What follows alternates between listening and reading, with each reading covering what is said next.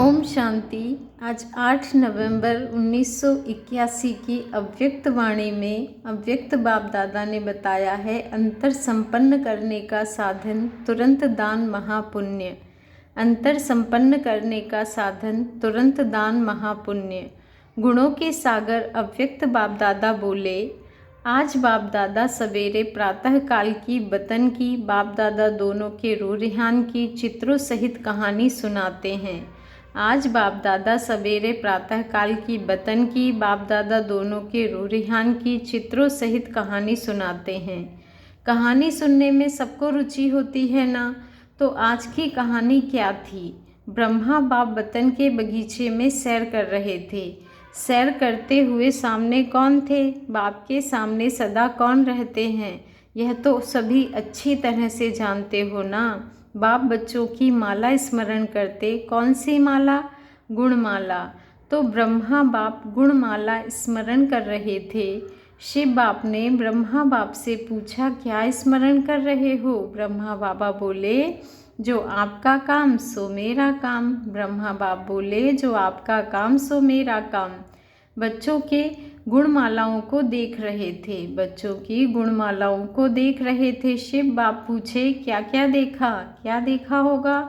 कोई बच्चों की सिर्फ नेकलेस के माफिक माला थी और कोई बच्चों की पाँव तक लंबी माला थी।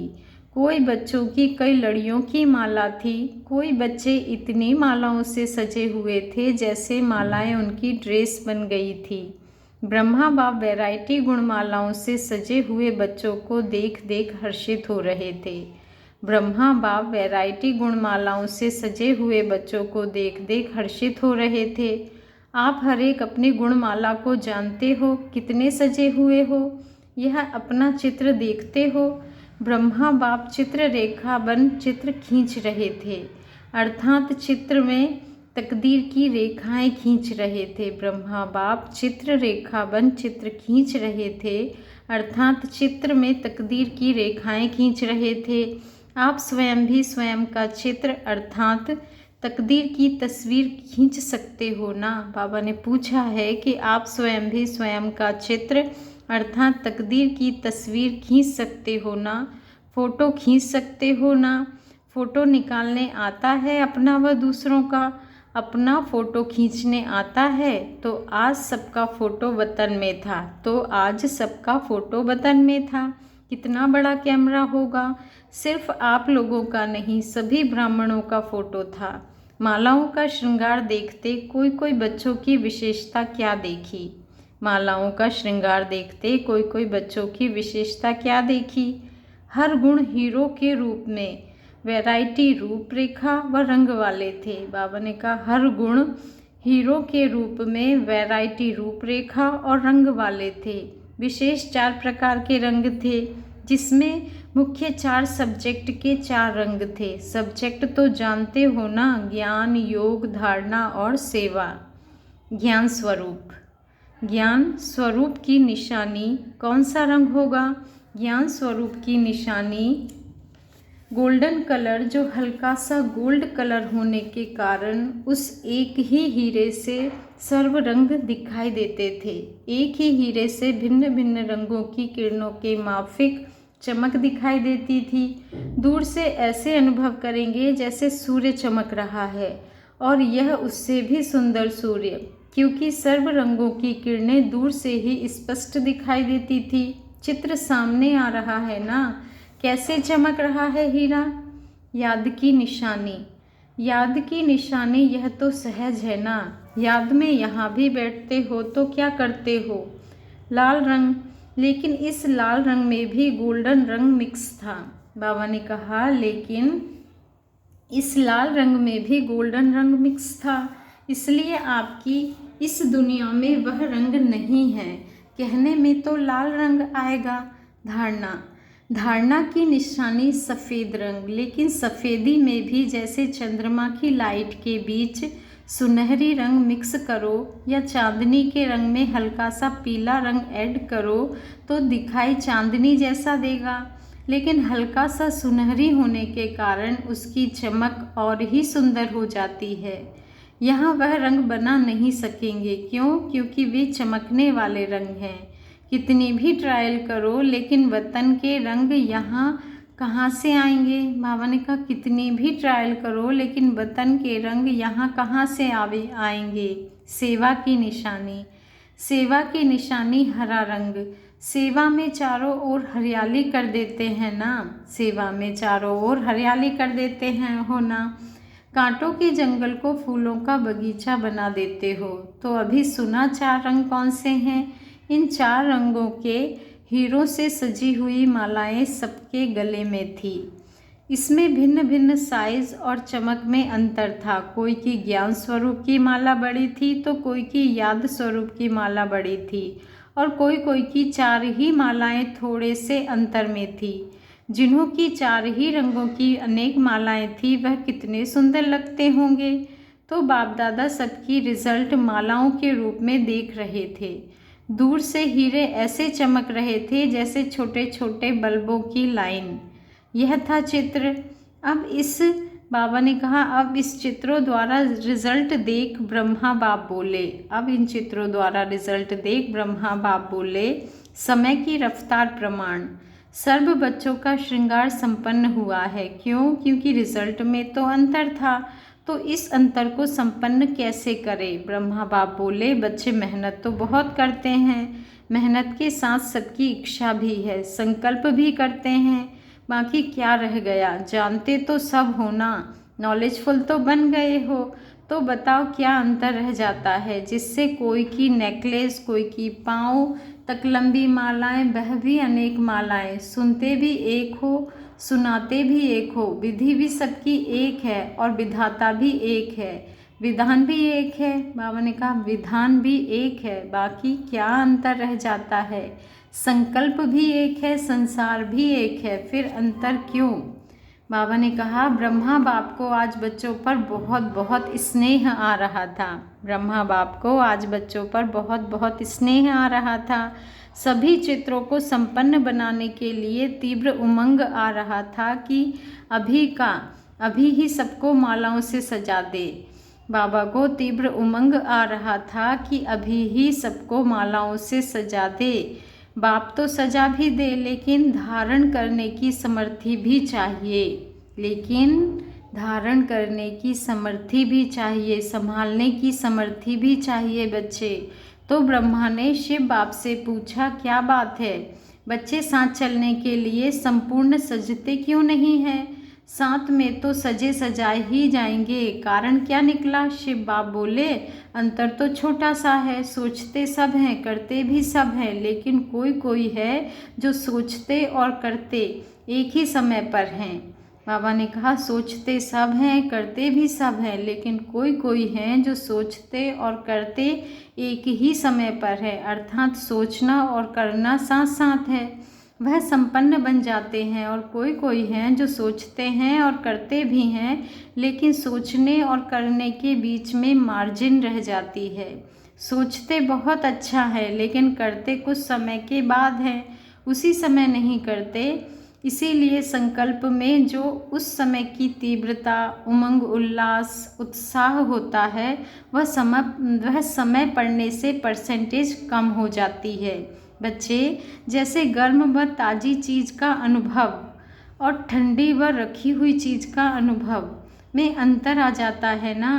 ताज़ी चीज़ की शक्ति और रखी हुई चीज़ की शक्ति में अंतर पड़ जाता है ना। चीज़ कितनी भी बढ़िया हो बच्चे, लेकिन रखी हुई चीज़ उसकी रिज़ल्ट वही नहीं निकल सकती।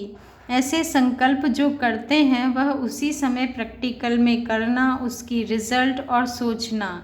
आज बाबा ने कहा और उसी समय प्रैक्टिकल में करना। ऐसे संकल्प जो करते हैं वह उसी समय प्रैक्टिकल में करना, उसकी रिज़ल्ट और सोचना। आज करना, कब? उसकी रिज़ल्ट में अंतर पड़ जाता है। बीच में समय की मार्जिन होने के कारण एक तो सुनाया कि परसेंटेज सबकी कम हो जाती है, जैसे ताज़ी चीज़ के विटामिन्स में फ़र्क पड़ जाता है। दूसरा, मार्जिन होने के कारण समस्याओं रूपी विघ्न भी आ जाते हैं। इसलिए सोचना और करना साथ साथ हो। इसको कहा जाता है तुरंत दान महापुण्य। बाबा ने कहा सोचना और करना साथ साथ हो, इसको कहा जाता है तुरंत दान महापुण्य। नहीं तो महापुण्य के बजाय पुण्य हो जाता है, तो अंतर हो गया ना। महापुण्य की प्राप्ति और पुण्य की प्राप्ति में अंतर हो जाता है। समझा कारण क्या है? छोटा सा कारण है, करते भी हो, सिर्फ अब के बजाय कब करते हो। बाबा ने कहा छोटा सा कारण है, करते भी हो, सिर्फ अब के बजाय कब करते हो, इसलिए मेहनत ज़्यादा करनी पड़ती है। तो ब्रह्मा बाप बच्चों से, बाबा ने कहा तो ब्रह्मा बाप बच्चों से बोले, अब इस कारण का निवारण करो बच्चे। सुना आज की कहानी, दोनों बाप के बीच की कहानी। अब क्या करेंगे? निवारण करो। निवारण करना ही निर्माण करना हो जाएगा। तो स्वयं में भी नवनिर्माण और विश्व में भी नवनिर्माण। अच्छा, ऐसे सदा सजे सजाए, सोचना और करना समान बनाने वाले, सदा बाप समान, तुरंत दानी महापुण्य आत्माएं, दोनों बाप के शुभ इच्छा को पूर्ण करने वाले ऐसे संपन्न आत्माओं को बाप दादा का याद प्यार और नमस्ते। और हम रूहानी बच्चों की रूहानी बाप दादा को याद प्यार, गुड मॉर्निंग और नमस्ते। शुक्रिया बाबा, शुक्रिया। टीचर्स के साथ मुलाकात।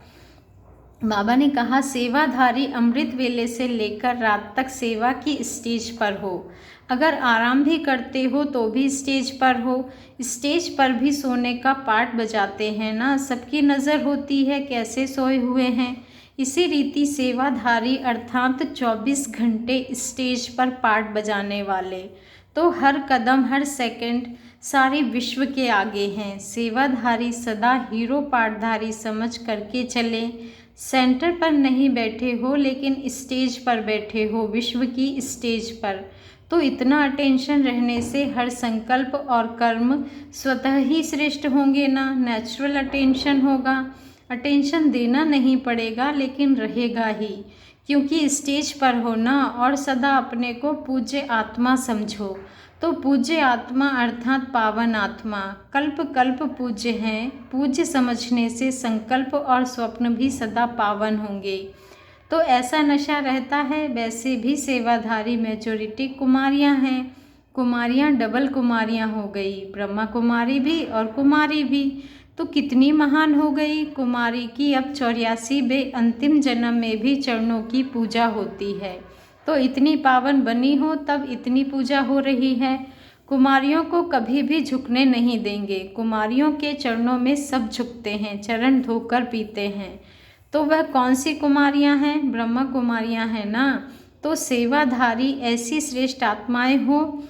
किसकी पूजा हो रही है? आप लोगों की। गीत भी है ना, पूजा होती है घर घर में, इसलिए बोलो हमारी पूजा होती है। बाप दादा भी देखो नमस्ते करते हैं ना। तो इतनी पूज्य हो तब तो बाप भी नमस्ते करते हैं। बाबा ने कितनी प्यारी लाइन कही कि आप इतनी पूज्य हो तभी तो बाप भी नमस्ते करते हैं आपको। बाबा ने कहा इसी स्मृति स्वरूप में रहने से सदा वृद्धि होती रहेगी, अपनी भी और सेवा की भी। सब विघ्न खत्म हो जाएंगे बच्चे। इसी स्मृति में सब विशेषताएं भरी हैं। अच्छा, पार्टियों से अव्यक्त बाप दादा की मुलाकात। फर्स्ट पॉइंट है इसमें कि जीवन की अनेक समस्याओं का हल तीर्थ स्थान की स्मृति। जीवन की अनेक समस्याओं का हल तीर्थ स्थान की स्मृति। भाग्य विधाता की भूमि पर पहुंचना यह भी बहुत बड़ा भाग्य है। यह कोई खाली स्थान नहीं है, महान तीर्थ स्थान है। वैसे भी भक्ति मार्ग में मानते हैं कि तीर्थ स्थान पर जाने से पाप खत्म हो जाते हैं, लेकिन कब होते हैं बच्चे और कैसे होते हैं यह जानते नहीं हैं। इस समय तुम बच्चे अनुभव करते हो कि इस महान तीर्थ स्थान पर आने से पुण्य आत्मा बन जाते हैं। यह तीर्थ स्थान की स्मृति जीवन की अनेक समस्याओं से पार ले जाएगी। यह स्मृति भी एक ताबीज़ का काम करेगी। जब भी याद करोगे तो यहाँ के वातावरण की शांति और सुख आपके जीवन में इमर्ज हो जाएगी। तो पुण्य आत्मा हो गए ना। इस धरनी पर आना भी भाग्य की निशानी है। बाबा ने कहा इस धरनी पर आना भी भाग्य की निशानी है, इसलिए बहुत बहुत भाग्यशाली हो। बच्चे इसलिए बहुत बहुत भाग्यशाली हो। अब भाग्यशाली तो बन गए, लेकिन सौभाग्यशाली बनना व पद्मा पदम भाग्यशाली बनना यह आपके हाथ में है। बाप ने भाग्यशाली बना दिया, यही भाग्य समय प्रति समय सहयोग देता रहेगा। कोई भी बात हो तो मधुबन में बुद्धि से पहुंच जाना। बच्चे कोई भी बात हो ना तो मधुबन में बुद्धि से पहुंच जाना, फिर सुख और शांति के झूले में झूलने का अनुभव करेंगे। अच्छा, सेकंड पॉइंट है, स्वदर्शन चक्रधारी की निशानी है सफलता स्वरूप। स्वदर्शन चक्रधारी की निशानी है सफलता स्वरूप। सभी अपने को स्वदर्शन चक्रधारी समझते हो।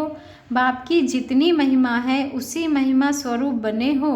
जैसे बाप के हर कर्म चरित्र के रूप में अभी भी गाए जाते हैं, ऐसे आपके भी हर कर्म चरित्र समान हो रहे हैं।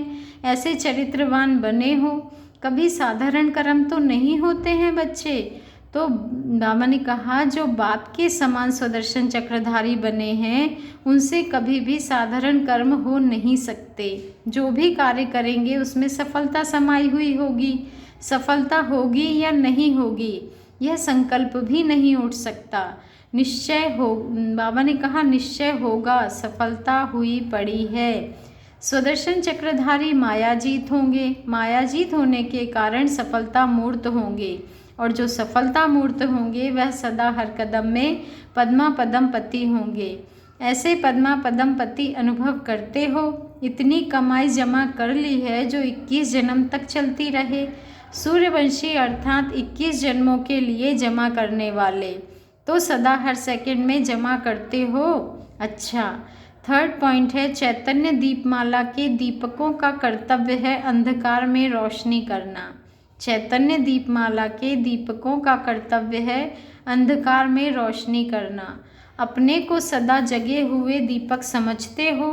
बाबा ने पूछा है कि बच्चे अपने को सदा जगे हुए दीपक समझते हो। आप विश्व के दीपक, अविनाशी दीपक हो, जिसका यादगार अभी भी दीपमाला मनाई जाती है। तो यह निश्चय और नशा रहता है कि हम दीपमाला के दीपक हैं। अभी तक आपकी माला कितनी सिमरन करते रहते हैं। क्यों सिमरन करते हैं? क्योंकि अंधकार को रोशन करने वाले बने हो। स्वयं को ऐसे सदा जगे हुए दीपक अनुभव करो, टिमटिमाने वाले नहीं। कितने भी तूफान आए लेकिन सदा एक रस अखंड ज्योति के समान जगे हुए दीपक। ऐसे दीपकों को विश्व भी नमन करती है और बाप भी ऐसे दीपकों के साथ रहते हैं। टिमटिमाते दीपकों के साथ नहीं रहते। बाप जैसे सदा जागती ज्योत है, अखंड ज्योत है, अमर ज्योत है, ऐसे बच्चे भी सदा अमर ज्योत। बाबा ने कहा बाप जैसे सदा जागती ज्योत है, अखंड ज्योति है, अमर ज्योति है, ऐसे बच्चे भी सदा अमर ज्योति, अमर ज्योति के रूप में भी आपका यादगार है। चैतन्य में बैठे अपने सभी जड़ यादगारों को देख रहे हो। बाबा ने पूछा है बच्चे, चैतन्य में बैठे अपने सभी जड़ यादगारों को देख रहे हो, ऐसी श्रेष्ठ आत्माएं हो।